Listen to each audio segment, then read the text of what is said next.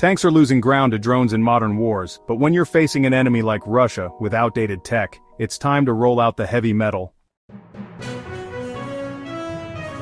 Western allies are stepping up to arm Ukraine against Russian invaders, and tanks are a big part of the plan. From Poland's T-72s to Germany's Leopards, France's Leclercs, America's Abrams, and Britain's Challengers, these beasts could tip the scales on the battlefield. In this video, we're checking out what tanks the West is sending or might send to Ukraine and how they'll help crush the enemy. Let's get started. Poland's been Ukraine's biggest cheerleader since Russia's invasion kicked off. By April 2022, Poland welcomed 2.5 million Ukrainian refugees, sent spare parts for MiG-29 jets, signed a $2 billion deal for 60 Crab howitzers, and donated 100 armored vehicles.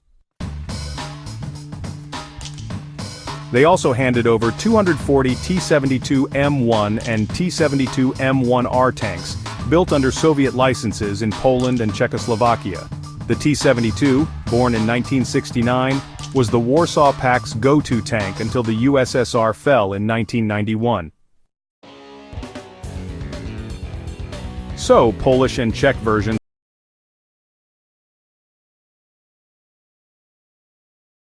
than the Soviet originals. Early T-72s had steel armor, which was honestly pretty decent for the 1970s. By 1979, some got composite armor like the T-64, and by the late 1980s, reactive armor plates were added. A TPD-K1 laser rangefinder arrived in 1974 and was upgraded to standard by 1985, alongside an 840 horsepower B-84 engine and a gun-firing anti-tank missiles. Poland's T-72M kept basic steel turrets, while the T-72M1 added 16mm steel plates and ceramic rod armor, which really boosted protection. Ukraine, already using a few modernized Soviet T-72s, got 200 more from Poland, with the Czech Republic chipping in T-72s and BMP-1s.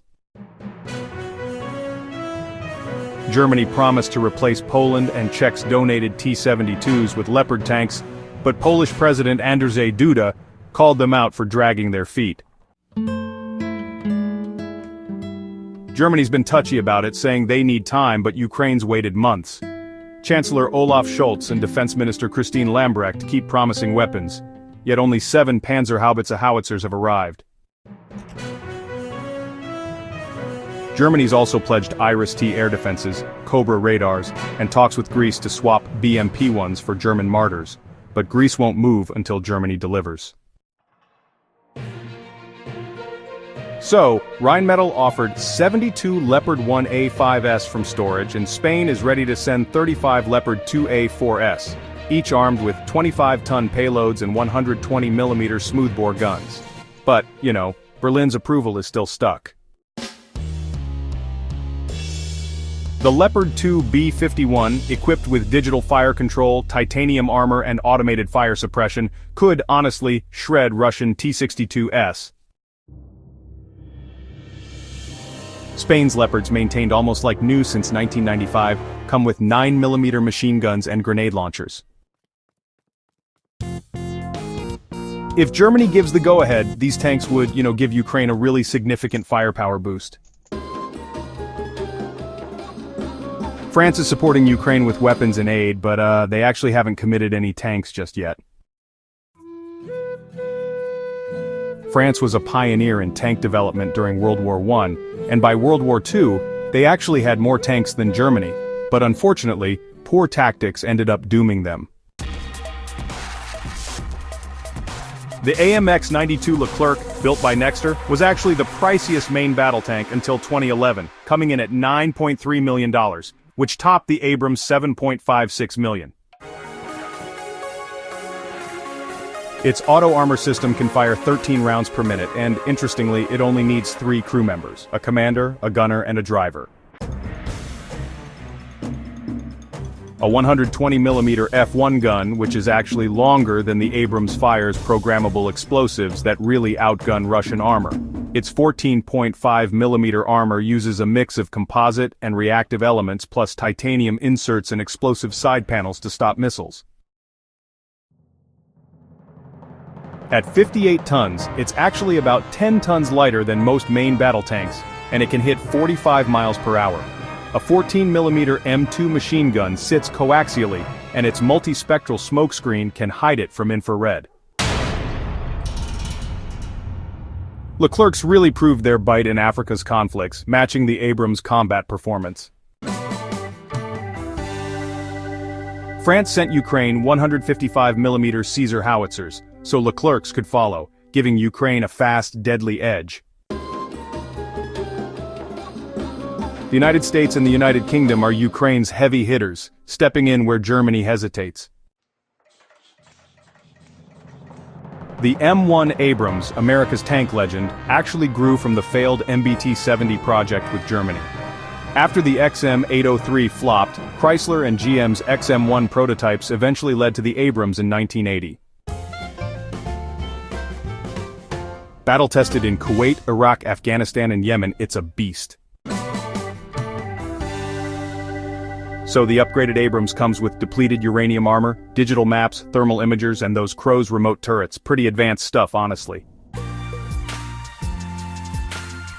Its 120mm gun, with a laser rangefinder and Linux-based communications, really hits hard. The front armor, up to 860mm thick, uses ceramic and steel layers, while the side armor includes uranium plates. A soft-kill system is used to jam anti-tank missiles. At 68 tons, it's definitely heavy, but honestly, it's pretty much unstoppable. With Russia's aggression growing, the United States might, actually send Abrams tanks via Lend-Lease, turning Ukraine's fields into, Russian tank graveyards. Britain's been all in, sending Mastiff vehicles, Stormer missile systems, Malloy drones, Starstreak defenses, NLR rockets, and Brimstone missiles. The Challenger 2, a 64-ton third-generation main battle tank, could be next. Built in the 1990s to replace the Challenger 1, it proved itself in Iraq.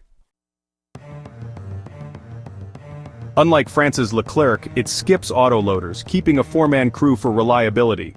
Automation often fails in combat.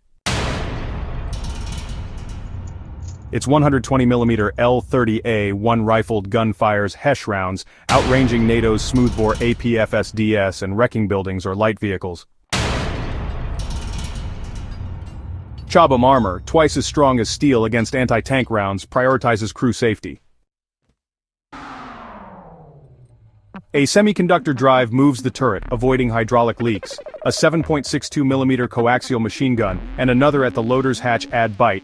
A digital fire control system, laser rangefinder ranging from 660 feet to 6.2 miles, and a thermal rear camera make it, deadly accurate.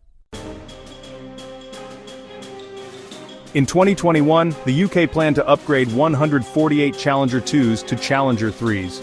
With Britain fast-tracking M270 rocket systems to Ukraine, Challenger 2s could follow, smashing Russian lines. These tanks bring big advantages. Poland's T-72s, already familiar to Ukraine's crews, are quick to deploy, with reactive armor and missile-firing guns countering Russia's older T-72s and T-80s. So, Leopards offer precision and modern armor, making them ideal for those open fields.